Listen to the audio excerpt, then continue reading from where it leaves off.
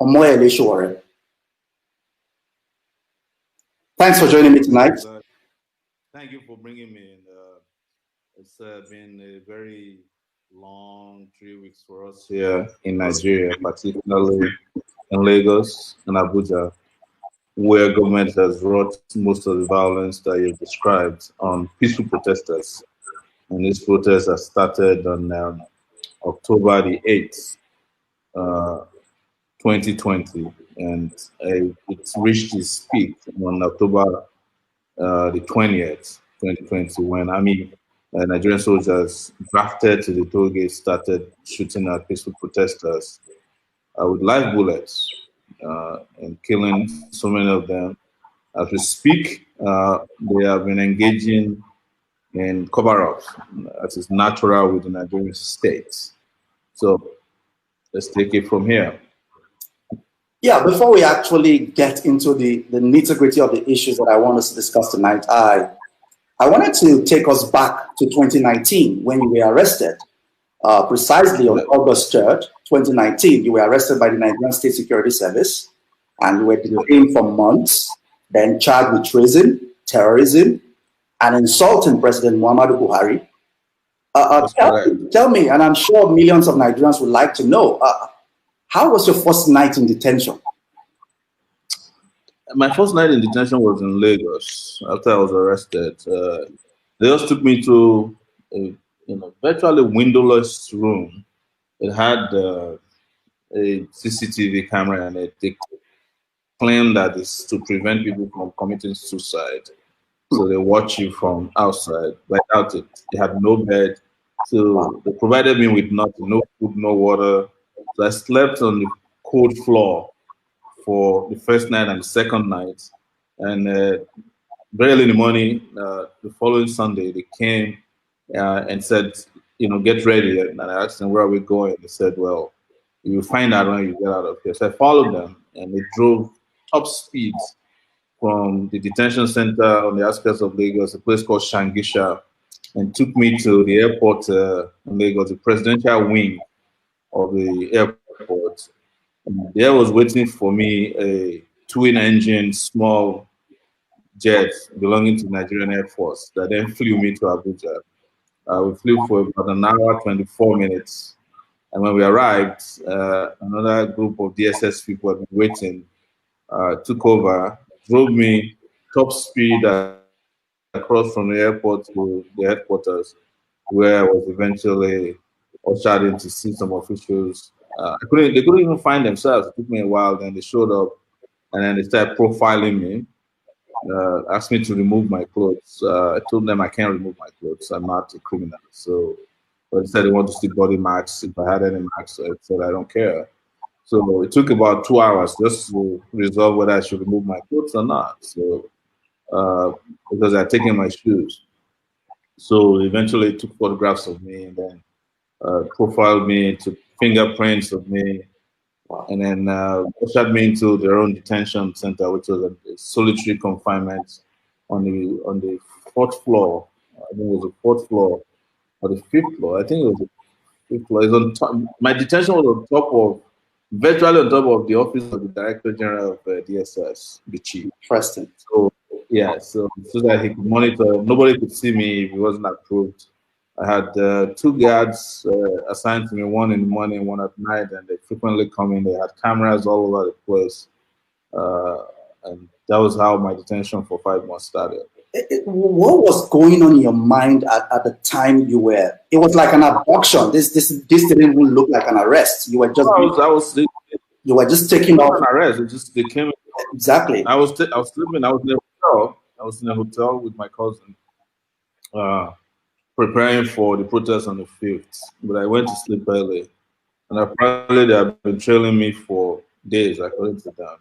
So they just came into the hotel, held the hotel receptionist to ransom, asked him to take them to my room, and they busted into my room. But I had to make a quick escape before they could get to me, so I could tweet that I'd been my room had been busted. So I tweeted, and then they came and seized my phones, and they drove me to their office.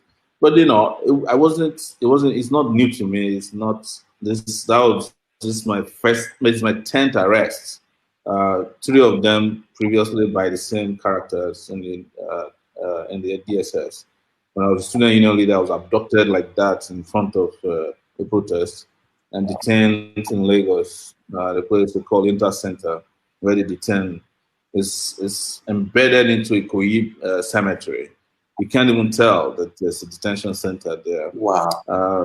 When I was doing NYC, I was equally abducted.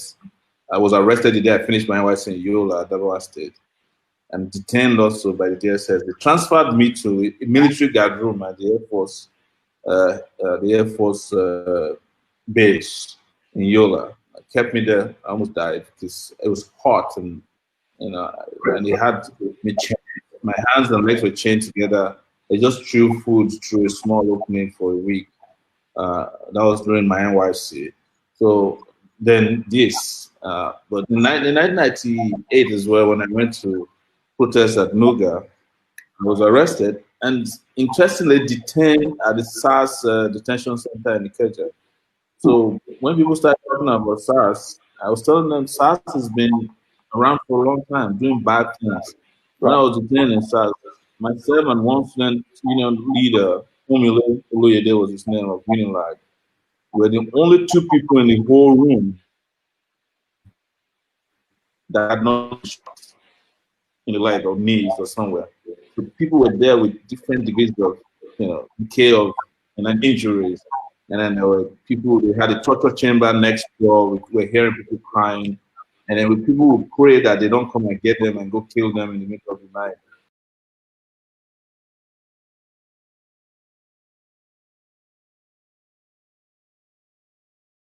So SARS is nothing new. It just happened now that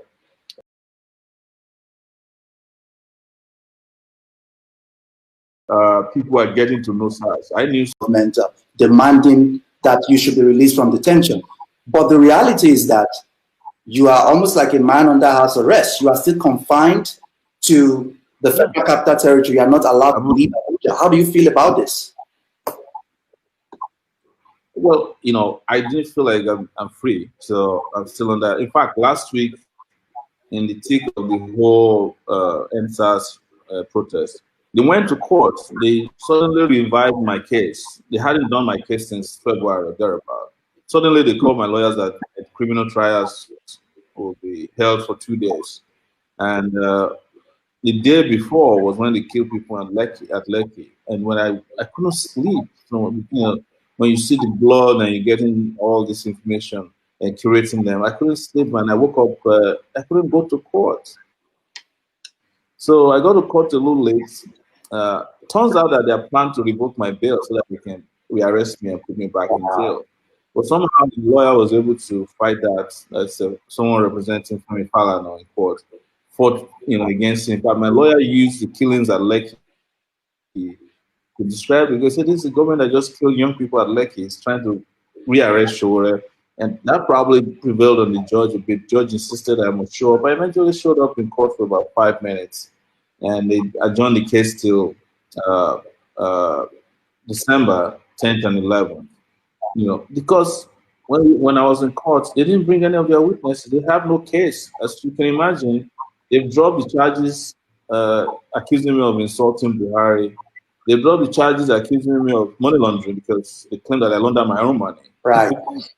So they're left with the ridiculous charge that, I engage in treasonable felony, that by way of organizing a protest, somehow in their mind, I was trying to overthrow the government, Yeah. And, so that's where we are. But they don't even have any witnesses to prove that. So they keep playing the game. Their agenda is to keep me in Abuja with the hope of pinning me down here.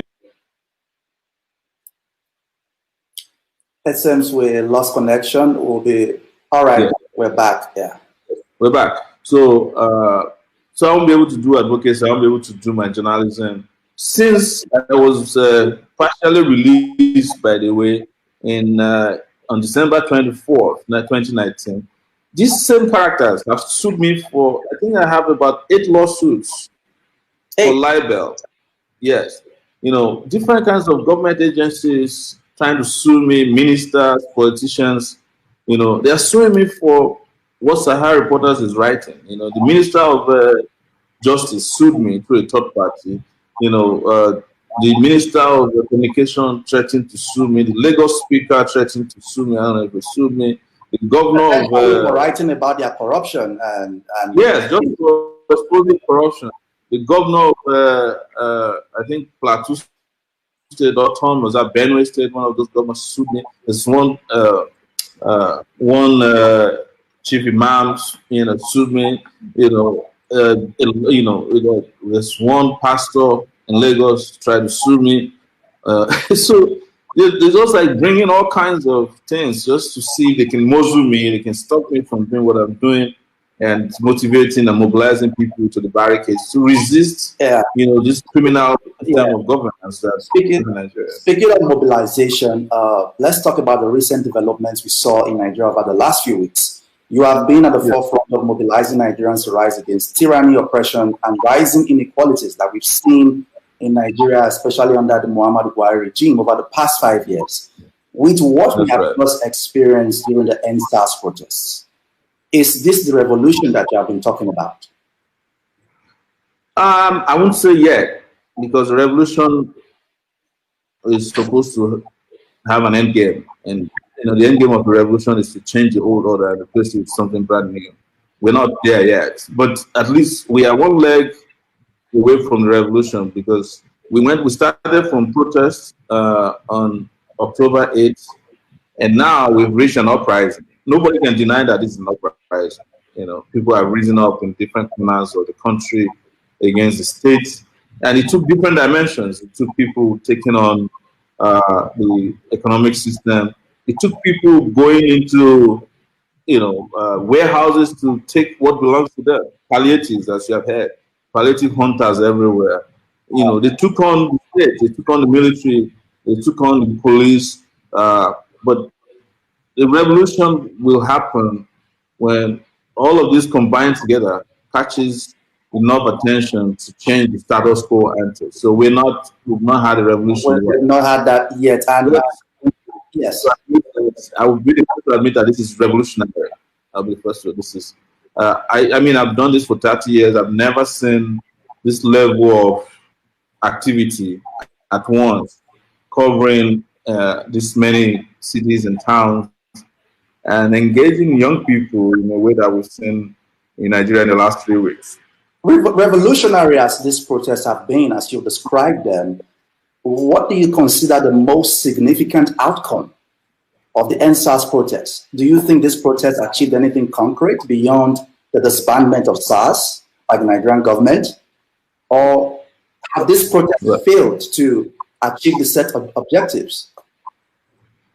I think it achieved the purpose for which it was initially designed. And in my lifetime, there's never been a protest that achieved immediate results like this before. If it was before, the government would just say, look, you can go do your worst. We are not going to disband. In fact, President Buhari said it when he first started. I thought it was a joke.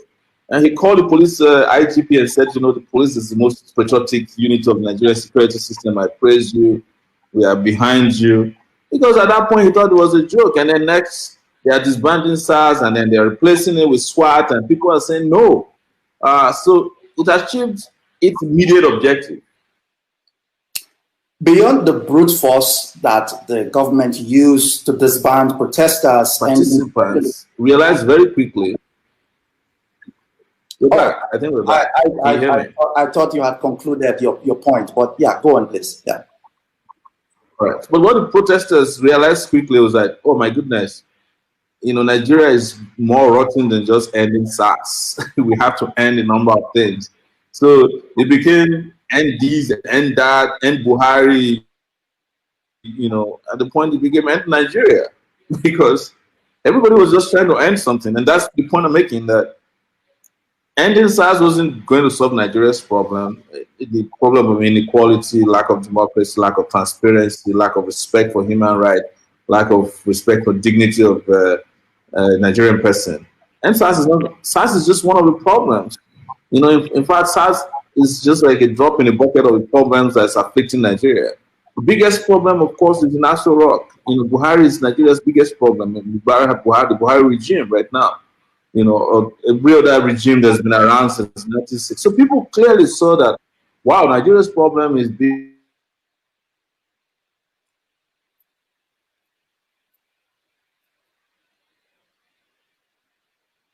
than this, especially.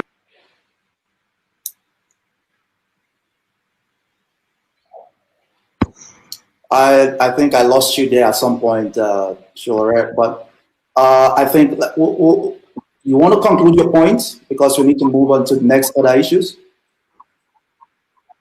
Oh, go ahead and ask your next question. So my next question is, we saw some cracks within the rank and file of the prominent faces that were behind the protests. Looking back now, do you think that the protests would have probably been more successful had there been a clear leader or a group of leaders leading that protest or those protests?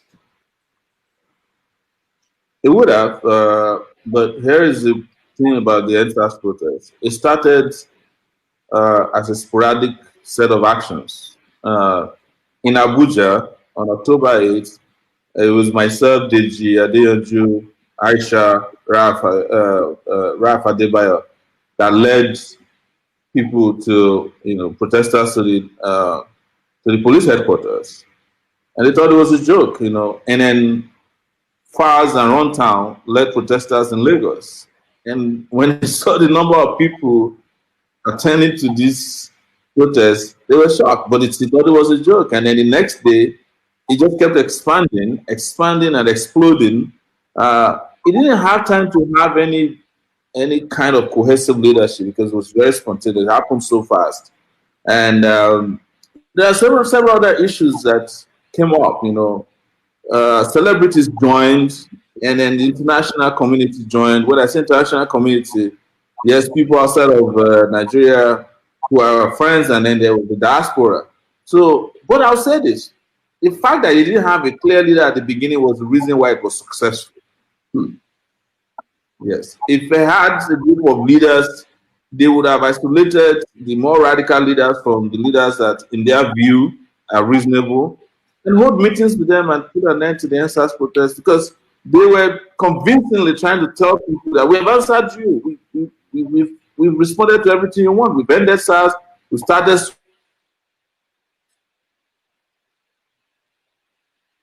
They answered to it. They got the VP to say, look, yeah, everything you want in your 5 demands, man. They were doing PowerPoint presentations to the public. But the fact that there was no clear leader made it possible for the protest to just keep going in a way that it was uncontrolled. Also selecting some celebrities at the beginning, to talk to.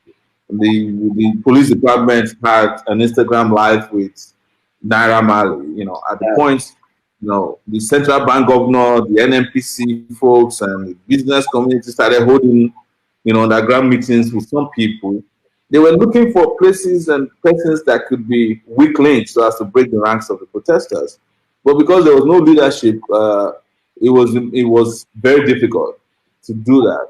And but at the point, we must understand that protests that have had this massive level of success must have a political objective, or an economic objective, or a cultural objective, or a social objective. Yeah. And that's where leadership would have been very, very important, to have a group of leaders that are very clear about what they want to achieve out of this. But the leadership that they were looking for, or that emerged, was leadership that they were looking for to dialogue with. But we had not reached the point of dialogue. We needed to keep pushing until we were able to achieve those massive political objectives. I would have expected by now, if the movement had pushed it a little far, the removal of the IG of police, the removal of even the military chiefs who were involved in the killings in Lekki.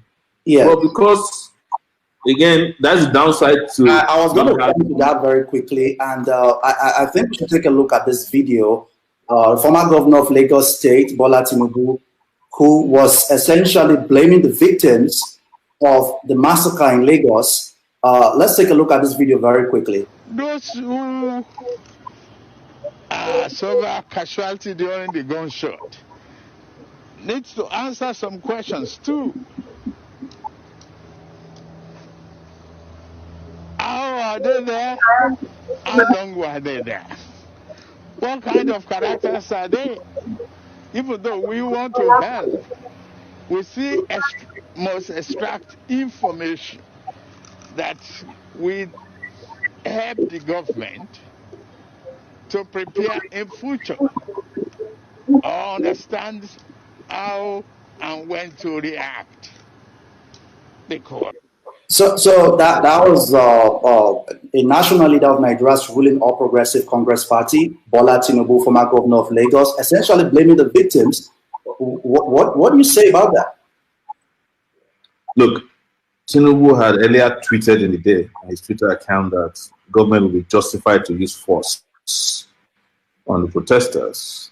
And the Lagos State governor had also tweeted before an attack on the protesters at the toll gate that they were miscreants, that these protests have been hijacked by miscreants.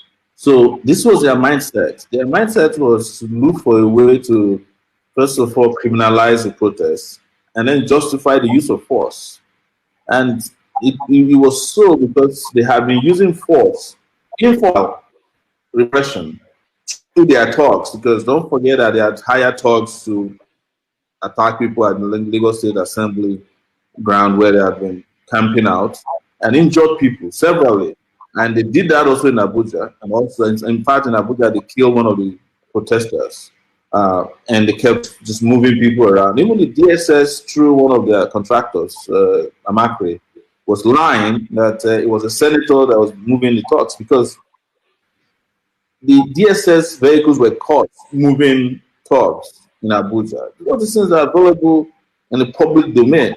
So this is what Tinubu is telling you is the mindset of the government. You know, like you have to go and bring back the dead to come and explain why they went out to protest. You know, or if you are injured. And also, the governor, yes, his statement. The governor also said that only 2 people were killed, and before he said that, he had initially denied that there were any casualties. Let's take a look at that again.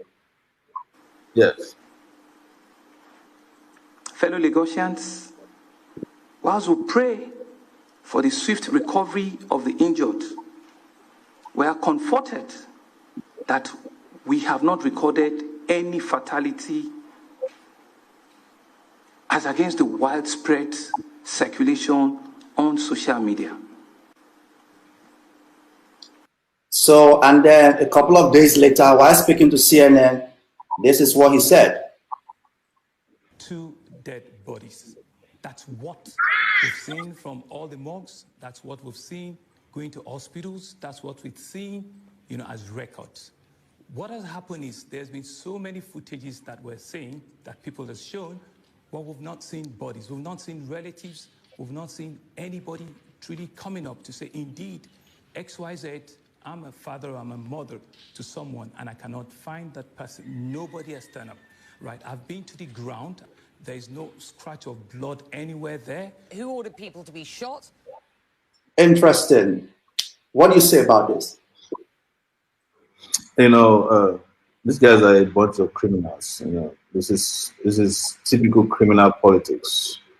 Where you blame the victims for attacks carried out by them. They knew what they did, and it wasn't even until we started, Sahara reporters and others started reporting exactly where the soldiers came from, what time they came out, and what they did, that they now started confessing that anybody even died at all. They claim that 2 people died, but it's a video online 3 days ago of the guy who was wearing Ankara, who was sitting at the front of, he died, and the doctors treated him, because he was shot and the bullet punctured his lung. You can see a huge lump on his back while they were treating him. He said he's dead. They have not acknowledged his death. They have not acknowledged the fact that the military took somebody back to the hospital, their own hospital inside Bonny Camp, after the attack.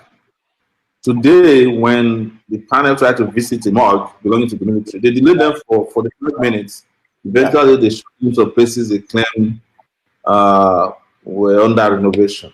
But there's a report also showing how they took some bodies to Yaba, about 20 bodies, secretly transferred to Yaba. So there is massive cover-up, and the Lagos state government is at the center. Don't forget that the Lagos state governor also claimed that he didn't know how the soldiers came about. Exactly. Until the President Army, the garrison, the 81 Div, came out and said, "You are the one who invited us."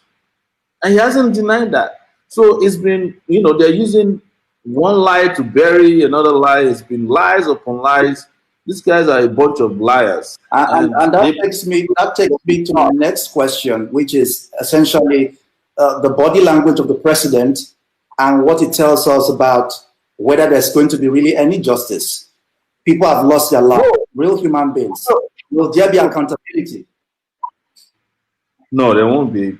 Look, see, what people are not paying attention to, maybe it's because we have short memory in this country, is that you look at the history of the regime. What has it done since it came? Its major achievements are in extrajudicial killings. You expect a Buhari that killed 375 or 365 Shiites in one night to acknowledge the death of maybe 12 people at Lekki. He doesn't care about you. He's done it to Shiites. He's done it to the IPOP guys. He killed them at will. We look the other way because we say, we're not Shiites. We're not IPOP, and then now they've come to us. So that's the way the Buhari regime operates. It's a killer machine. It's a regime that believes in killing people as a way of shutting them up or shutting them down. They were shocked that there was pushback this time around. Because look at the Shiites. Each time the Shiites come out to protest, what do they do in Abuja? They shoot at them, they kill them, they kill more of them. Each time they protest, they kill more of them. Each time the IPOP members, the indigenous people of Biafra, protests, they kill them, right? Isn't that what they do? Right. So why are you surprised? Why would Buhari just change overnight? Except if you believe in the theory that this is not the Buhari that used to be there. Otherwise, this is Buhari for you. Buhari kills the fun. The Nigerian government, for the first time, saw the real power of social media this time. The whole world was essentially talking about this.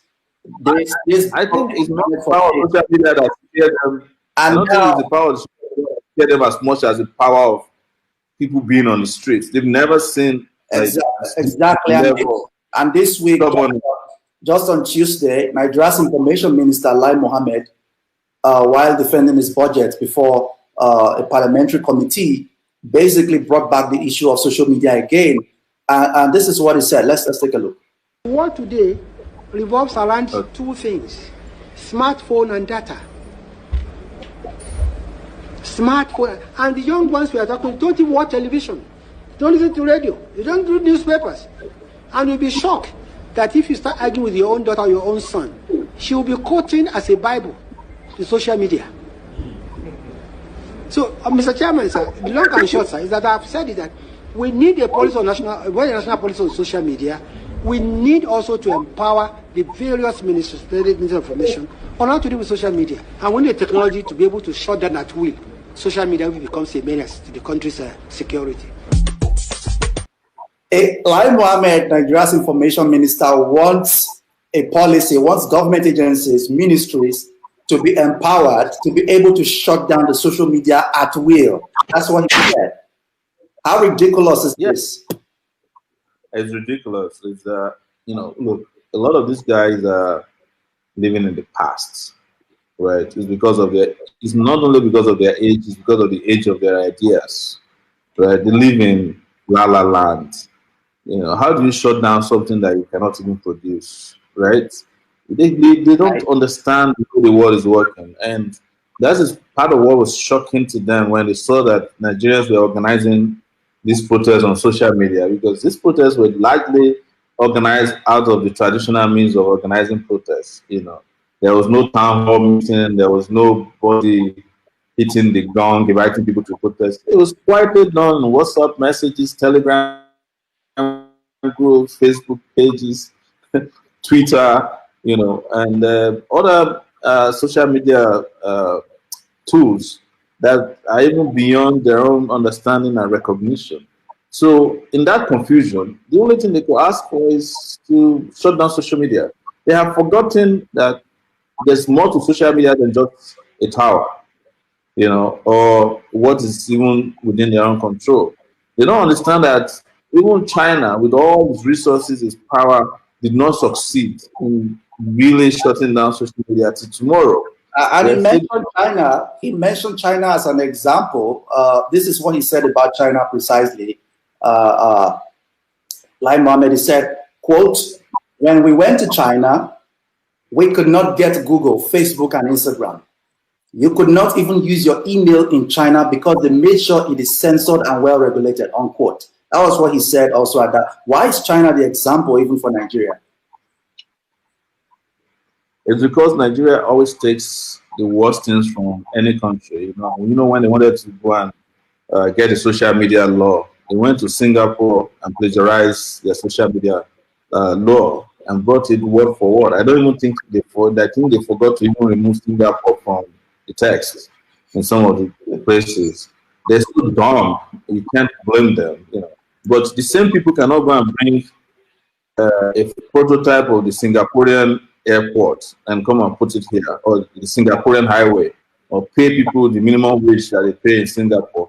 That's always the case. They all look, when George Floyd and the Black Lives Matter was a big deal, Nigerian government officials were celebrating the fact that the police could kill people at will in the US as the way of justifying the activities of SARS. It's like, they kill in the US too, so what's the big deal? So, but can they allow Nigerians to justify looting also? Because they also loot in the US during protests. Right. They also loot in the UK during protests. Can we also justify exactly since they do it in the UK? Can we also do it here? These guys are a dumb set of people. I don't want to talk about them. That's why I say that this program must expand to put an end to this misery that we call government in Nigeria. That's the only way out. I find it interesting. You mentioned the issue of age, and if age is probably the problem with people like Lai Mohammed, what about Desmond Elliott, who just 2 days ago was also calling for social media? Let's take a look at this video. Mr. Speaker, we need to address certain things. The Nigerian youth, the social media, the social influencers, all of these are making the narrative that we are seeing today, except we are joking with ourselves. Social media, yes, though good, has its negative impact. Let me first thank you for condemning the wanton killings and carnage that happened at Lekki. When I went through the comments, I could not believe it, Mr. Speaker. The curses, the abuses from children. And I ask myself, is this Nigeria? The abuses from children.